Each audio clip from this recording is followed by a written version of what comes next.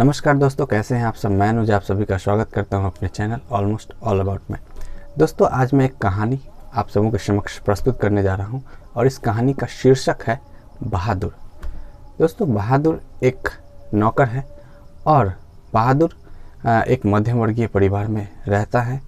तो वह किस तरह से उस परिवार में रहता है, उसका आना उस परिवार के लिए किस तरह की स्थितियां पैदा करती हैं और वह अपने आप को उस परिवार में किस तरह से ढालता है, सबों के साथ किस तरह से रहता है, हर परिवार के सभी सदस्यों का व्यवहार उस नौकर के प्रति किस तरह का है, यह कहानी कुछ उसी से संबंधित है। दोस्तों, इस मध्यम वर्गीय परिवार के ही एक सदस्य के द्वारा यह कहानी का चित्रण किया जा रहा है, जिसे कि हम वाचक कहेंगे। तो दोस्तों, एक चीज़ जो मैं और कहना चाहूँगा कि इस कहानी के कुछ महत्वपूर्ण शब्द, इस कहानी में जो महत्वपूर्ण शब्द प्रयोग किए गए हैं और कुछ ऐसे मुहावरे जो प्रयोग किए गए हैं, उन शब्दों और मुहावरों से संबंधित मैंने वीडियो पहले ही बनाकर डाल दी है। अगर आप चाहें तो पहले आप जाकर उस वीडियो को देख लें, ताकि आप जब इस कहानी को सुनेंगे तो आपको यह कहानी समझने में तनिक भी दिक्कत नहीं आएगी। तो मैं उम्मीद करता हूं कि आपने उस वीडियो को देख लिया होगा। यदि नहीं तो आप देख सकते हैं और इस कहानी का भरपूर आनंद उठाएंगे। दोस्तों, यह कहानी जिसका कि शीर्षक बहादुर है, यह कहानी अमरकांत के द्वारा लिखी गई है और मैं उम्मीद करता हूं कि आपको यह कहानी पसंद आएगी। तो बिना वक्त गवाए शुरू किया जाए। दोस्तों, यह कहानी है बहादुर की और यह कहानी कुछ इस तरह से शुरू होती है। सहसा मैं काफ़ी गंभीर हो गया था। सहसा यानी अचानक। अचानक मैं काफ़ी गंभीर हो गया था, जैसा कि उस व्यक्ति को हो जाना चाहिए जिस पर एक भारी दायित्व आ गया हो। दायित्व अर्थात जिम्मेदारी आ गया हो। यह कथन है वाचक का, उस परिवार के ही मुखिया का, जो कि यह चित्रण कर रहा है। वह सामने खड़ा था और आंखों को बुरी तरह मलका रहा था। अब यहाँ बात हो रही है बहादुर की, उस नौकर की। वह सामने खड़ा था और आंखों को बुरी तरह मलका रहा था, यानी आंखों को जल्दी जल्दी खोल रहा था, बंद कर रहा था। 12-13 वर्ष की उम्र, ठिगना चकैठ शरीर, यानी 12-13 वर्ष की उम्र है और ठिगना यानी छोटे कद का, चकैठ अर्थात गोल शरीर, गोरा रंग और चपटा मुंह। वह सफ़ेद नेकर, आधी बाह की सफ़ेद कमीज और भूरे रंग का पुराना जूता पहने हुए था। उसके गले में स्काउटों की तरह एक रुमाल बंधा था। उसको घेर कर परिवार के अन्य लोग खड़े थे। निर्मला चमकती दृष्टि से कभी लड़के को देखती और कभी मुझको और अपने भाई को। निश्चय ही वह पंच बराबर हो गई थी। निर्मला घर के मुखिया जो हैं, जो वाचक हैं, उनकी पत्नी है निर्मला, उनका नाम निर्मला है।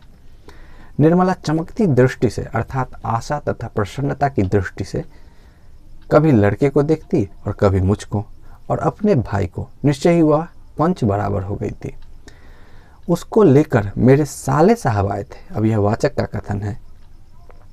नौकर रखना कई कारणों से बहुत जरूरी हो गया था और मेरे सभी भाई और रिश्तेदार अच्छे ओहदों पर थे। ओहदा अर्थात पद थे और उन सभी के यहाँ नौकर थे।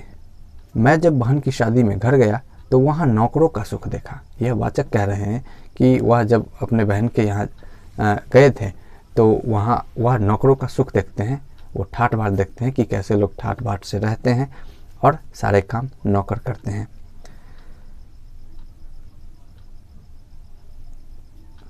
मैं जब बहन की शादी में घर गया तो वहाँ नौकरों का सुख देखा। यह वाचक का कथन है। मेरी दोनों भाभियाँ रानी की तरह बैठकर चारपाइयाँ तोड़ती थीं। वाचक कह रहे हैं ये कि उनकी दोनों भाभियाँ रानी की तरह बैठकर चारपाइयाँ तोड़ती थी। कहने का अर्थ कि चारपाइयाँ तोड़ ही नहीं देती थी, मतलब वह ठाट से चारपाइयों पर बैठी रहती थी। जबकि निर्मला को सवेरे से लेकर रात तक खटना पड़ता था। अब यह अपनी पत्नी के बारे में कह रहे हैं, खटना पड़ता था। मैं ईर्ष्या से जल गया।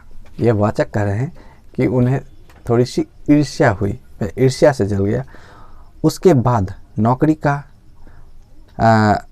क्षमा चाहता हूँ, वाचक कहते हैं कि इसके बाद नौकरी पर वापस आया तो निर्मला दोनों जून नौकर चाकर की माला जपने लगी। जब वे वापस से नौकरी पर आते हैं तो निर्मला दोनों जून अर्थात सुबह शाम, मैंने इस शब्द का भी जिक्र किया है उस वीडियो में कि जून महीने का भी नाम है और जून का अर्थ सुबह और शाम यह भी होता है। तो निर्मला दोनों जून नौकर चाकर की माला जपने लगी। उसकी तरह अभागिन और दुखिया स्त्री और भी कोई इस दुनिया में होगी, यह वाचक सोच रहे हैं। वे लोग दूसरे होते हैं जिनके भाग्य में नौकर का सुख होता है, वाचक ऐसा सोच रहे हैं। खैर चलिए आगे देखते हैं कि यह क्या कह रहे हैं। पहले साले साहब से उसका किस्सा सुनना पड़ा। वह नेपाली था जिसका गांव नेपाल और बिहार की सीमा पर था। अब यहाँ बात हो रही है बहादुर की। उसका बाप युद्ध में मारा गया था और उसकी माँ सारे परिवार का भरण पोषण करती थी। माँ उसकी बड़ी गुस्सैल थी और उसको बहुत मारती थी। माँ चाहती थी कि लड़का घर के काम धाम में हाथ बटाए, जबकि वह पहाड़ या जंगलों में निकल जाता और पेड़ों पर चढ़कर चिड़ियों के घोंसलों में हाथ डालकर उनके बच्चे पकड़ता तथा फल तोड़ तोड़ कर खाता। कभी कभी वह पशुओं को चराने के लिए ले जाता था। उसने एक बार उस भैंस को बहुत मारा जिसको उसकी माँ बहुत प्यार करती थी और इसलिए उससे वह बहुत चिढ़ता भी था। अब वह इसलिए चिढ़ता था कि माँ उस भैंस को बहुत प्यार करती थी पर उससे प्यार नहीं करती थी, इसलिए वह चिढ़ा रहता था और इस कारण से उसने एक दिन भैंस को बहुत मारा। मार खाकर भैंस भागी भागी उसकी माँ के पास चली गई जो कुछ दूरी पर एक खेत में काम कर रही थी। माँ का माथा ठनका। अब माँ का माथा ठनका, माथा ठनका का अर्थ, अब माँ क्रोधित नहीं हुई, माथा ठनका का अर्थ है कि माँ को शक हो गया। बेचारा बेजवान जानवर चरना छोड़कर यहाँ क्यों आएगा। अब माँ सोच रही है कि बेचारा बेजवान जानवर चरना छोड़कर यहाँ क्यों आएगा, ज़रूर उसने उसको काफ़ी मारा है। अब यह माँ सोच रही है कि ज़रूर बहादुर ने उसको काफ़ी मारा है। वह गुस्से से पागल हो गई, अर्थात वह बहुत क्रोधित हो गई। जब लड़का आया यानी बहादुर जब आया तो माँ ने भैंस की मार का काल्पनिक अनुमान करके एक डंडे से उसकी दुगुनी पिटाई की और उसको वहीं कराहता हुआ छोड़कर घर लौट आई।